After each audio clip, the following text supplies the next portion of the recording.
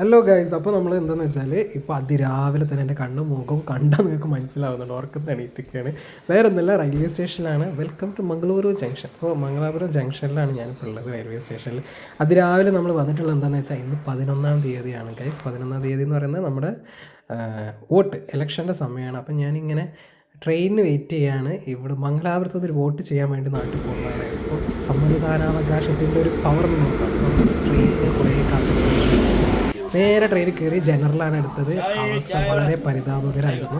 അതും എവിടെ നിന്നാണ്, നമ്മുടെ നോർത്ത് ഇന്ത്യയിൽ നിന്ന് വന്നിട്ടുള്ള ജനറലാണ്, തിരുവനന്തപുരം എക്സ്പ്രസ്. വളരെ പരിതാപകരമായിരുന്നു. ഒരു മൂലക്കലിരുന്നു, അങ്ങനെ ഇരുന്ന് ഇനിയിപ്പോൾ നമ്മൾ നാട്ടിലെത്തിക്കണം, വേറെ വഴിയൊന്നുമില്ല. അങ്ങനെ കാടും മലയും കാട്ടിൽ പറഞ്ഞ പോലെ യാത്ര തുടരുകയായിരുന്നു.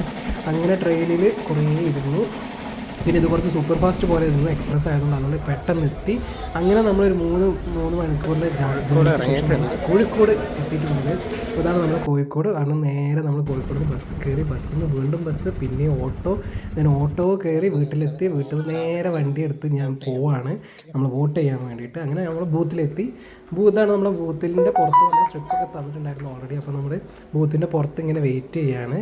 അധികം ആളുകളൊന്നും ഉണ്ടായിരുന്നില്ല, 2-3 പേരെ ഉണ്ടായിരുന്നുള്ളൂ. അപ്പോൾ നമ്മൾ വേഗം സ്ഥാനാർത്ഥികളുടെ ലിസ്റ്റൊക്കെ ഇവിടെ ചുമരുമരുണ്ട് കേട്ടോ ഗൈസ്, പേരും കാര്യങ്ങളൊക്കെ. അപ്പോൾ നമ്മൾ വോട്ട് ഫൈനലി ചെയ്തു ഗൈസ്, ചെയ്തു. അങ്ങനെ നമ്മൾ വോട്ടൊക്കെ ചെയ്ത് വീട്ടിലെത്തിയിരിക്കുകയാണ്. അപ്പോൾ നമുക്ക് അടുത്ത വീട്ടിൽ കാണാം. ബൈ.